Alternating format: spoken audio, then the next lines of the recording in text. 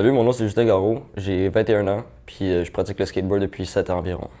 My name is Hannah Bizaris. I'm a full-time student, but I skate. Je m'appelle Maxime Léveillé, je suis charpentier menuisier et skateur dans mes temps libres. Ça représente quoi le skate pour toi? Pour moi, le skate, ça représente beaucoup d'affaires. Ça représente ma jeunesse, Pour moi, c'est de la détermination, du courage. un état d'esprit. Making friends in the process, meeting people, I think that's the best part of skateboarding, honestly.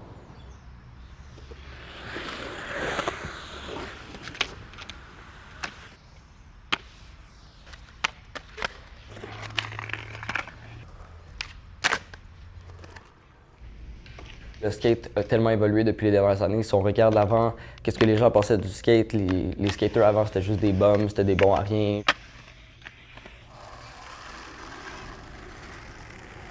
It's either they think we're cool or that we're bad druggies.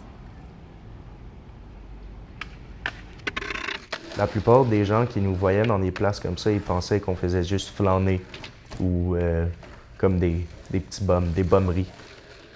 Aujourd'hui, avec la visibilité qu'on a eue, avec justement les Jeux olympiques, puis tout ça, ça a créé énormément d'importance. Maintenant, on voit de plus en plus de publicité, exemple à la télévision, quoi que ce soit du skate. Puis c'est plus un sport de bum, si on veut. Aujourd'hui, c'est vraiment considéré comme un sport olympique. Now that it's trendy, you know, like on TikTok especially, people try to skate. Une vision plus objective par rapport de ce sport-là. On remarque que c'est pas juste un sport de bum. C'est un sport qui te permet de passer du bon temps avec tes amis dans des beaux parcs extérieurs, de créer de beaux souvenirs, de belles expériences, de persévérer, de performer pour toi-même dans un sport que toi tu aimes. Puis pour les générations futures, je pense que c'est magnifique puis qu'il y a plein de belles choses qui s'en viennent avec le skate.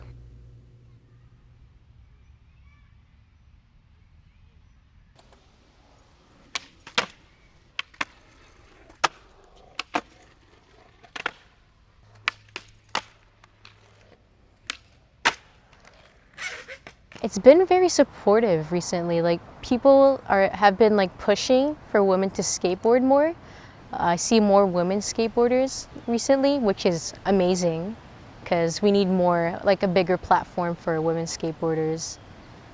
Feel accepted? I feel accepted, yeah, for sure. Was it ever like that?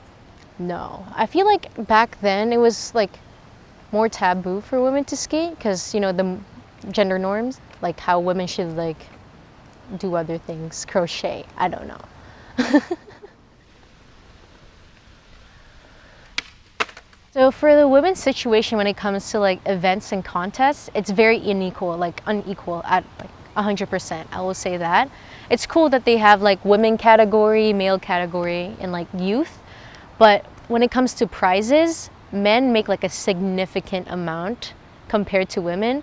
There will be like example 15 grand for like the top winners, and then like 1 grand for like women. So there's a big like difference. And there was this event, like it was last year, where it was raining. It started raining for the finals, and what they decided to do, there's usually a final for women and men, right? And they said because of the rain, we're just gonna do men, just men, and we're not gonna split it up. So like we made the finals, so whoever made the finals, we just watched the men skate. And the men just had their own like category. They didn't even bother to do the women. They didn't even do a podium or anything. So that like really like made me angry, and also the other skaters. So we're kind of like, we don't want to do it this year.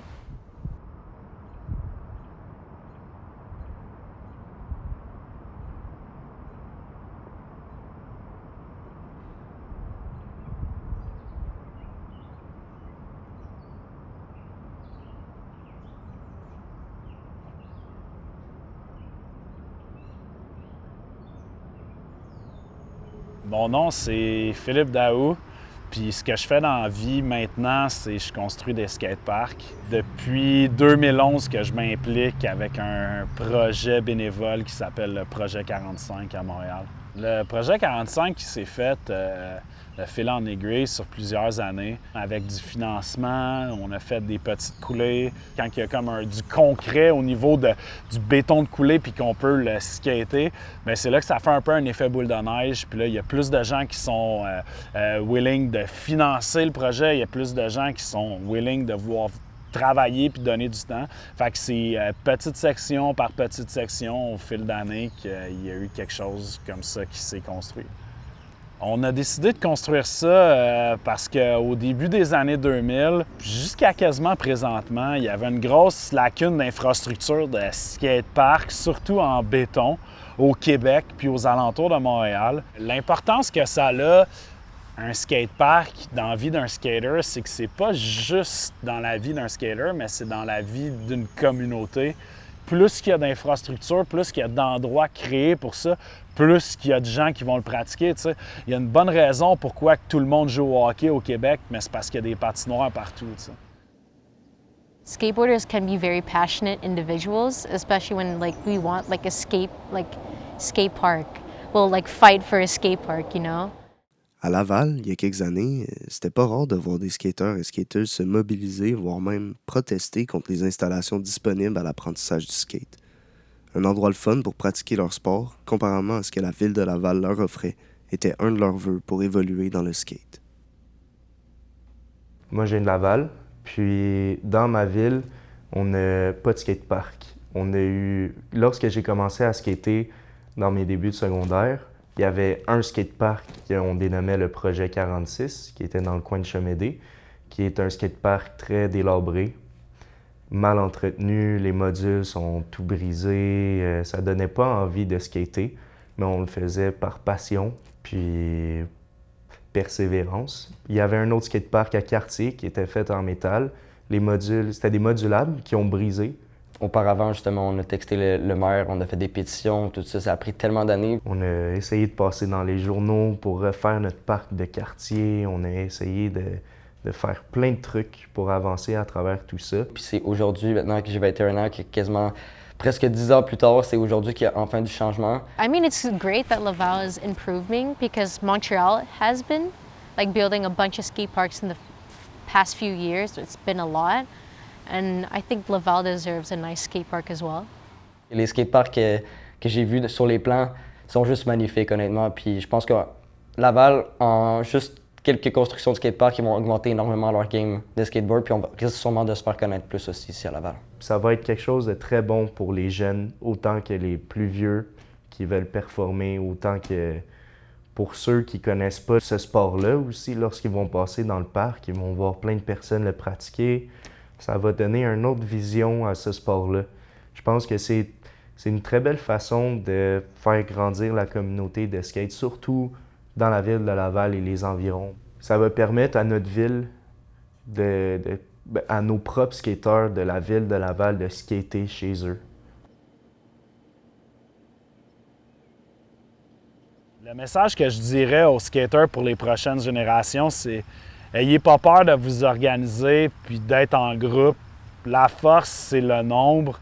Fait que si vous êtes ensemble, ben je pense que vous allez pouvoir avoir un plus gros poids puis valider vos opinions puis vos besoins. Moi, j'aurais envie de dire tout simplement à la génération future de skate de ne pas lâcher, de continuer à persévérer, puis que si tu as envie de te rendre un jour aux Jeux Olympiques, aujourd'hui c'est possible. Faut juste pas arrêter. Forget about the haters. Just focus on yourself. If you're really into skateboarding, then keep skateboarding. You're doing it for you, not for them. Make friends. Having friends will really help you improve in skateboarding.